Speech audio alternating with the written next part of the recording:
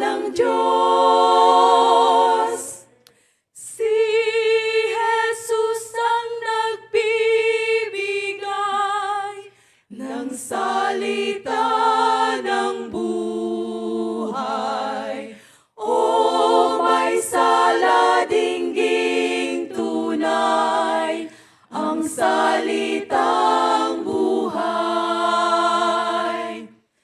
At ikaw ay sasapit sa tahanan sa langit.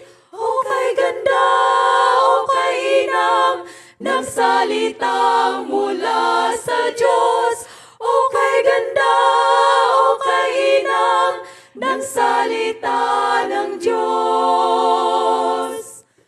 Ang Ebanghelyo ay dinggin, ang salita ng buhay. Ang patawad ay kakamtin sa iyong tunay. At ika'y magpasalamat